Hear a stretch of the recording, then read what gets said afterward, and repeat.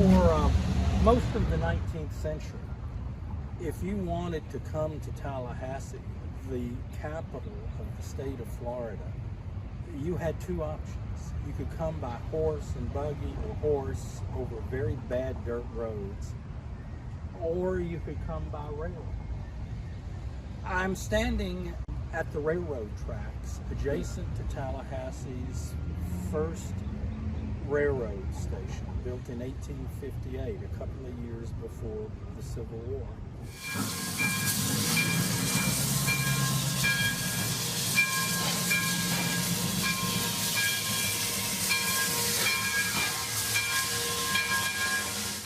If you arrived here by railroad, chances are you would take advantage of the Tallahassee Street Railway Company, which would pick you up and take you on a predetermined route downtown.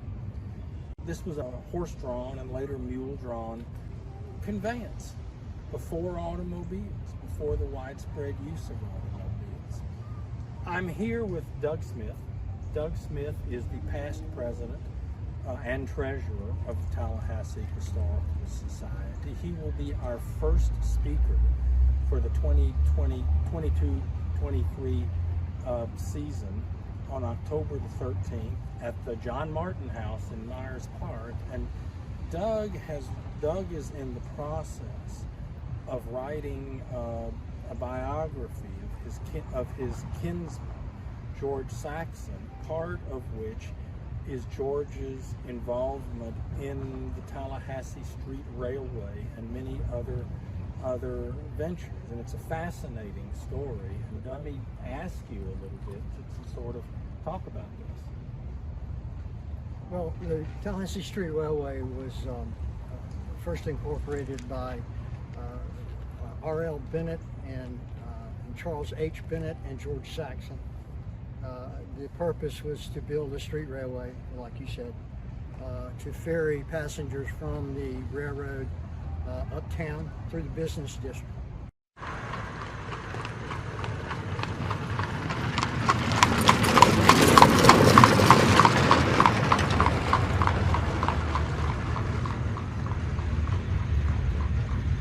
The railway started here and went up, went down Railroad Avenue and took a right on the Gaines Street, went up the hill to Gaines Street to Duval Street, took a left on Duval, then went one block, took a right onto St. Augustine Street, and then from there proceeded to South Monroe Street, and then went downtown and went as far as Brevard Street, which at that time was a Long Grove subdivision.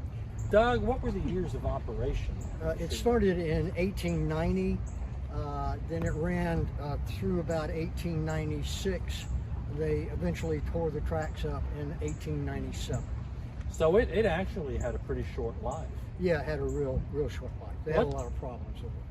You said there were some problems and so forth with it. What tell us a little bit? Well, the major problem was that the city ordinance required them to keep the tracks maintained. Now these were just laid down on the street, and mud would wash in and they would get dirty. And the problems were that the ordinance required them to be able so that horse and buggies and people could cross the tracks at any point, any time. Didn't have set crossings. You could cross it anywhere on the tracks, and that was a problem. Right. Yeah, I know the title of your chapter is Mud on the Tracks. Mud on the Tracks. That's correct. That's correct. Well, can you tell us a little bit about the three people who started this? R.L. Bennett is Richard Longworthy Bennett, and his uncle, and they were from Philadelphia. And George Saxon brought them to Tallahassee. They started the Tallahassee Waterworks at the same time, and they started the railway. The purpose of the railway was actually twofold, which is not talked about that much, but it stopped here, of course, at the depot, but the other end was at Brevard Street, which is right near the governor's mansion now. Their purpose was to build another railroad from Thomasville to Tallahassee and then connect there. So in other words, you would have trains coming down through the middle of Monroe Street. And then they also started another company, Bennett did. R.L. Bennett started a company that was going to build a railroad from Apalachicola.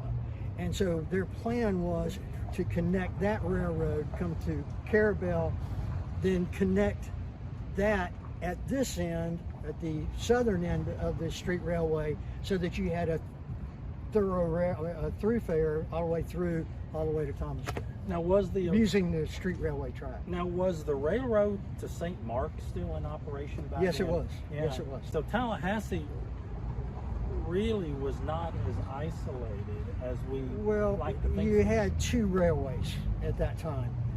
You had the East and West, and then you had the St. Mark's, which went from here to St. Mark's. So you really only had two railway connections. Part of that whole era in the late 1880s and mid 1890s, they were trying to get railroads. Right. I don't want to say too much about him because I know you're working on a book about him, but your kinsman, George Saxon, was involved with transportation, railroads. He was involved in building the Dixie Highway. He was, of course, the founder of Capital City Bank here. Correct. Is there anything you'd like to say about him? Well, my preliminary, and I emphasize preliminary, but my title, I believe, is going to be For the Public Good, and it's about all the things that George Saxon did. Street railway was one example. The waterworks was another example. Just a lot of things. One reason why I wanted to give this talk about the street railway is because in my research I've discovered quite a few things that have never been talked about or I've actually even seen anywhere. I actually have found the rail that was used. How cool. So I just have to wait and come to the lecture. I guess you can't bring it with you to the lecture. Well, no, it's a little bit heavy. It's like 18-foot sections. Well, thank you very much. Again, to our listeners, Doug will be speaking to the Tallahassee Historical Society 7 p.m. on Thursday night, October the 13th. It's our first meeting of the season. We are very, very pleased to be back at the Governor Martin House in Myers Park, where we have met traditionally, and we hope to see all of you there.